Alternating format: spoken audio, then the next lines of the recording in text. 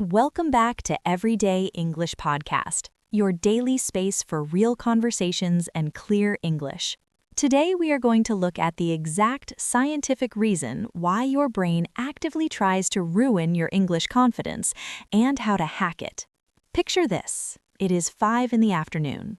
You just left a great meeting at the office.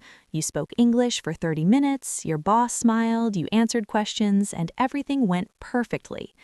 But as you walk to your car, you suddenly remember you used the wrong verb tense in one single sentence.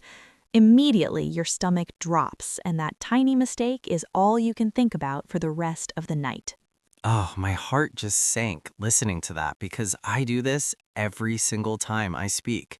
I can have 99 amazing sentences, but I will physically cringe in bed at midnight over the one word I mispronounced. You are not broken, and this is actually biological. By the end of this episode, you will understand the negativity bias, and you will have 3 specific English phrases to instantly stop that spiral of shame. I have to admit, hearing you say that it is biological is a huge relief. For years, I just thought I was naturally a negative person. I thought I lacked confidence or that I was just a bad language learner. Are you saying my brain is doing this on purpose? Yes, your brain is absolutely doing this on purpose. It is a psychological concept called the negativity bias. Negativity bias means that human beings are wired to notice, focus on, and remember bad things much more easily than good things. It is actually a built-in survival mechanism. Thousands of years ago, if our ancient ancestors ignored a beautiful sunset, they were completely fine. But if they ignored a dangerous animal or a poisonous plant, they did not survive. Our brains evolved to hunt for danger. That makes perfect sense for living in the wild and surviving in a forest. But how does that apply to my office parking lot or my English progress? There are no dangerous animals in the meeting room. Why is my brain reacting the exact same way to a simple grammar mistake? Because to your modern brain, social rejection feels like a physical threat to your survival. When you make a mistake in a second language, you feel vulnerable. You worry that people will judge you or think you are not smart, or maybe even exclude you from the group. Your brain registers that tiny grammar mistake as a dangerous threat, and it forces you to focus on it so you never do it again. It is trying to keep you safe. Wow, that is exactly what it feels like. It literally feels like a threat. Even if everyone in the meeting understood me perfectly and nobody cared about the mistake, my brain is screaming at me that I failed. So when I'm lying in bed worrying about saying he do instead of he does, my brain is just trying to protect me from being rejected by the tribe? Exactly. Your brain is trying to protect you, but it's doing a terrible job of it.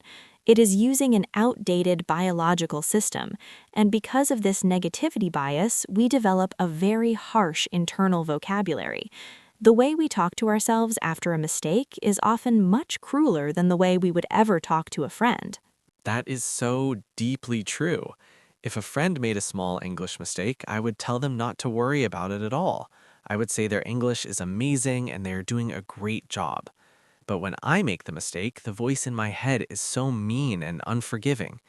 What kind of vocabulary are we using when this happens? Let us look at a few common English phrases that describe this exact feeling. These are great phrases to know because native speakers use them all the time to describe emotional situations. The first one is to blow something out of proportion. To blow something out of proportion means to take a small problem and make it seem massive and terrible in your mind.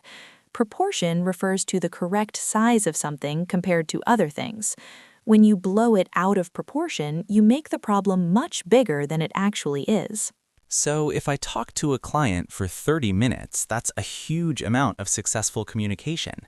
But if I focus entirely on one wrong word I said at the very end, I'm blowing that one word out of proportion. I'm making it bigger and more important than the 30 minutes of absolute success. That's a perfect example. You completely lose your perspective. You blow it out of proportion and ignore all the positive evidence. Have you ever done that recently in your own life? Oh, definitely. Just last week, I was at a coffee shop in the city. I ordered a complicated drink, I chatted with the barista about the weather, I paid, and everything was incredibly smooth. But right as I was leaving, I meant to say have a good day, and instead my brain froze and I tripped over my words and said have a good dew. I walked out of the shop feeling completely humiliated. I blew it out of proportion and told myself I couldn't even speak basic English anymore. That is such a common experience, and that leads right into our second useful phrase. Because you blew the mistake out of proportion, you started to beat yourself up. To beat yourself up means to continuously and harshly criticize yourself for a mistake. It is a physical metaphor for a mental action. You are acting like a bully to your own mind, hitting yourself over and over with negative thoughts. I definitely beat myself up. I was walking down the street thinking, how could you be so stupid? You have studied English for years. You know the word day. Why can you not just say the word day like a normal person? It is completely exhausting to live with that voice in your head. It is completely exhausting. And the sad part is, the barista probably did not even notice the mistake. Or if they did, they forgot about it 2 seconds later. But you carried it with you all day. You took it to heart. That is our third phrase. To take something to heart means to allow a criticism or a mistake to deeply affect you emotionally. It goes past your logical brain and goes straight into your core feelings. You let it hurt you. Taking it to heart. Yes, that is exactly it. Instead of just thinking, oh, that was a funny mistake, I will do better tomorrow, I actually felt sad.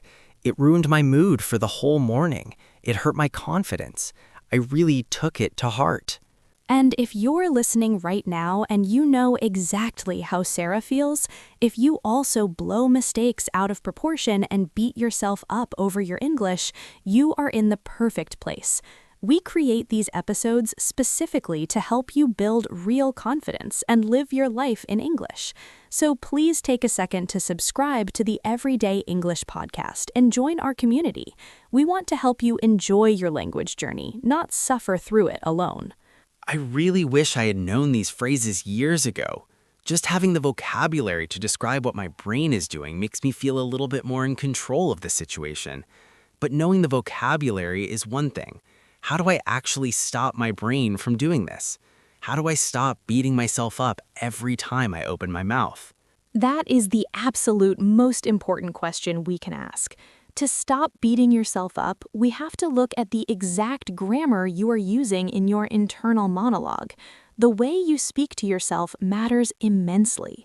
When we obsess over a mistake, we almost always use past modals of regret. Past modals of regret. That sounds very serious and a bit academic. What does that actually sound like in my head when I am walking to my car or lying in bed? It sounds like the phrase should have. I should have said this. I should not have used that word. I could have explained it better. When you use should have, you are arguing with the past. You are punishing yourself for something that has already happened, something that is completely impossible to change. Wow, that is literally the exact script playing in my head on a loop. I should have used the past tense. I should not have spoken so fast. I should have prepared my notes more. It is always should have. It's just constant punishment. Exactly. And every single time you say I should have, you are feeding the negativity bias. You are telling your brain, yes, this was a terrible disaster, and we are in danger. We need to replace that grammar immediately. We need to shift from past regret to present reality. Instead of using should have, we're going to use the structure might have. Might have. How does that change the emotional feeling of the sentence? When you say, I might have made a mistake, you are acknowledging the reality of the situation, but you are removing the heavy emotional judgment. You are saying it is a possibility, it is a fact, but it is not a disaster. And we're going to pair it with the word but. This is the ultimate tool for rewriting the story in your mind. For example, instead of saying I should not have used the wrong verb tense, you say I might have used the wrong verb tense, but my boss understood my project perfectly. Oh, I absolutely love that. It takes all the negative power away from the mistake. You're not denying that the mistake happened, which would just be lying to yourself. You're just putting the mistake in its proper, small place. Let me try one. Going back to my coffee shop story. My negative thought walking down the street was, I should not have said such a stupid phrase to the barista.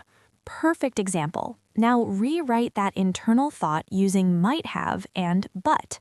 Okay, I might have said a silly phrase at the end, but I successfully ordered my coffee and the barista gave me exactly what I wanted. Yes, notice the difference. How does that second sentence feel compared to the first thought? It feels so much lighter. It feels realistic and fair. It reminds me of the big picture, which is that real communication actually happened. I got my coffee, the interaction was a success. Exactly. You're training your brain to see the whole picture, not just the tiny error. Let's do another one to really practice this grammar. Think of a classic mistake an English learner makes in a professional meeting. Okay, how about when someone asks you a question suddenly and you get nervous and you translate directly from your native language in your head so the sentence sounds very unnatural? The negative thought afterward is, I should have practiced my vocabulary more. I sounded like an absolute beginner. I should not have spoken up at all. That is a very harsh one. You are really beating yourself up there. Now rewrite it using our new structure. I might have sounded a bit unnatural, but I shared my idea and my team listened to my contribution. Beautiful. You are actively retraining your brain to look at the positive evidence. You are fighting back against the negativity bias. You are proving to your brain that you are safe. This is incredibly powerful. It changes the entire energy of the memory from something shameful into something normal. I want everyone listening to try this right now. I want you to pause whatever you are doing. If you are washing the dishes, walking on the treadmill, or sitting on the bus, just pause for a brief second. Think of the very last English mistake you made that made you feel embarrassed or insecure. Got it. I'm thinking of a specific one right now. It's a mistake I made on a phone call yesterday. Good. Now I want you to say this phrase out loud wherever you are.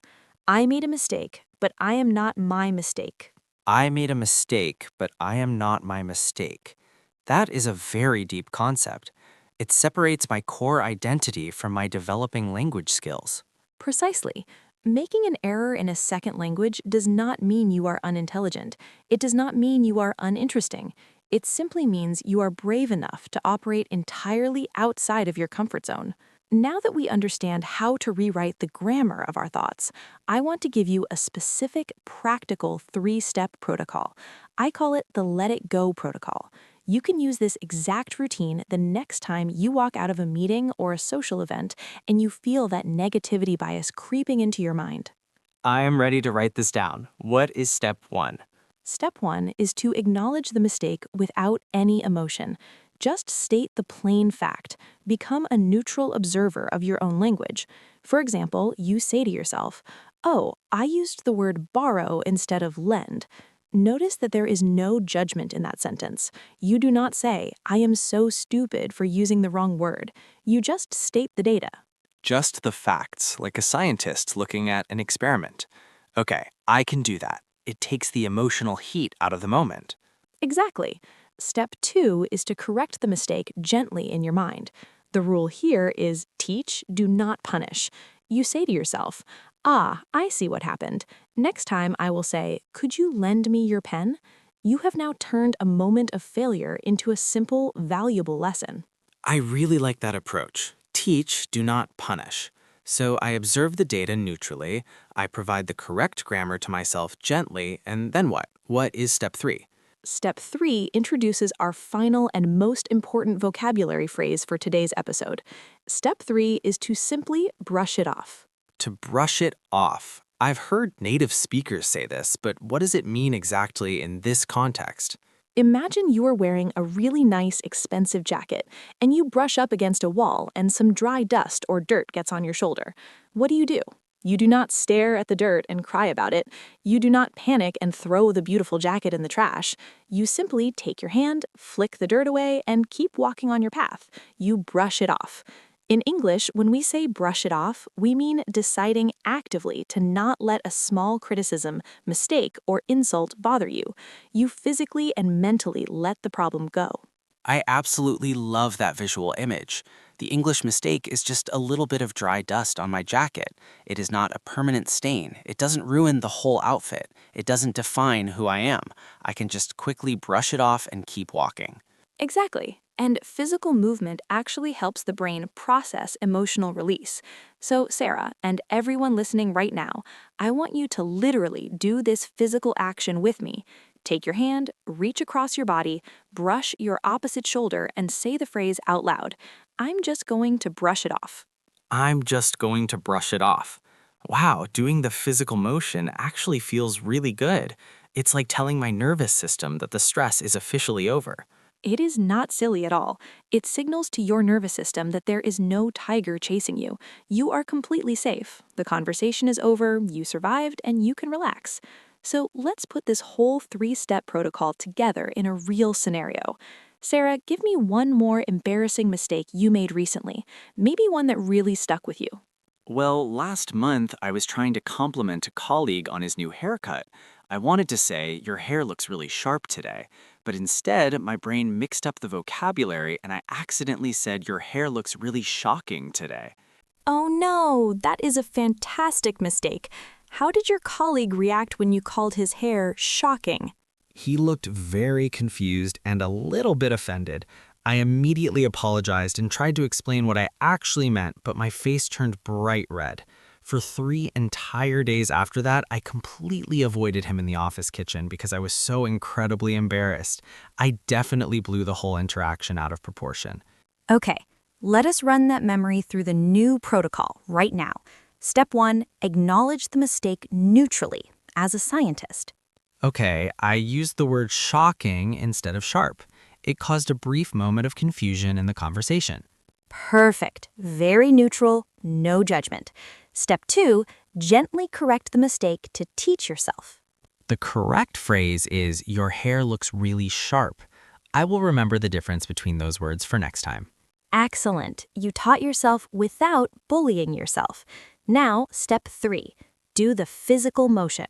I am just going to brush it off. It was a funny, harmless misunderstanding, and we moved past it. Notice how your body feels right now compared to how you felt when you hid from him in the office for 3 days. It is completely different. I feel so much lighter. I actually feel like I could go to his desk right now and joke with him about it. I realize I was the only one holding on to the awkwardness, not him. That is the true power of managing your mindset and understanding your biology. When you stop obsessing over your tiny mistakes, you free up all that wasted mental energy. You can use that energy to actually enjoy speaking English.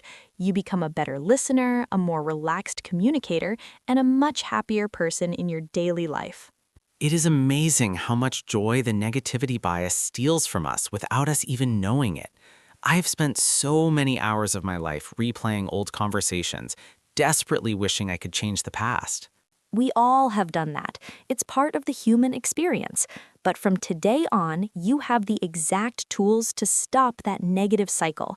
Let us briefly review the key vocabulary we learned today, because these phrases are so useful for talking about your emotions and your mental habits with other English speakers.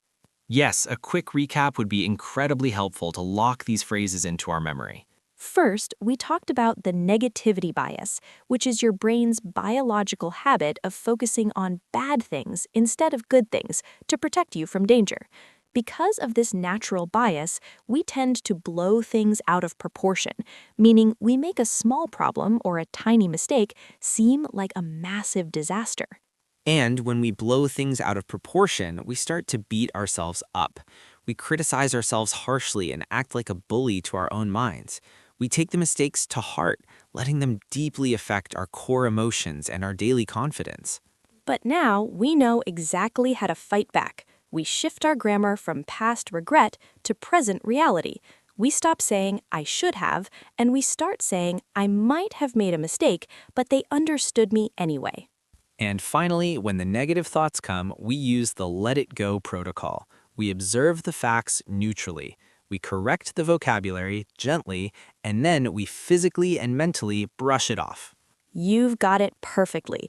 Managing your mind is just as important as memorizing your vocabulary. If your brain feels like a safe, kind place, you'll speak more often, you'll practice more comfortably, and you'll grow so much faster. This has been such an eye-opening conversation for me. I really hope everyone listening feels a huge sense of relief today. You are doing so much better than your anxious brain is telling you. That is the absolute truth. You have incredible potential inside of you, and every single conversation you have is proof of your hard work and dedication. Do not let one tiny grammar mistake erase all of your beautiful progress. So, how can our listeners take immediate action on this today? What is the challenge for this week? Tonight, I want you to keep a small notebook or a piece of paper by your bed. Before you go to sleep, your brain is probably going to try to remind you of a mistake you made today. When it does, do not listen. Instead, write down exactly one sentence you said perfectly in English today. It can be as simple as ordering a coffee, saying hello to a coworker, or understanding a podcast. Write down your success and let your brain focus on that positive evidence. I'm definitely doing that tonight. I'm going to focus on the win instead of the mistake. Exactly, because we believe in you, and we know exactly how hard you are working to improve. Now, we want to hear from you down in the comments section. Yes, let's practice our new grammar together as a community. Think about an English mistake you made recently. Use our grammar from today to rewrite it. Tell us in the comments, I might have made a mistake with blank, but they understood me anyway. Fill in the blank with your specific mistake. Let's inspire each other to let go of perfection. I can't wait to read these stories. We are all in this language journey together. Thank you so much for spending your valuable time with us today. Remember, be kind to yourself. Keep practicing and just brush it off. Keep going. You are doing great.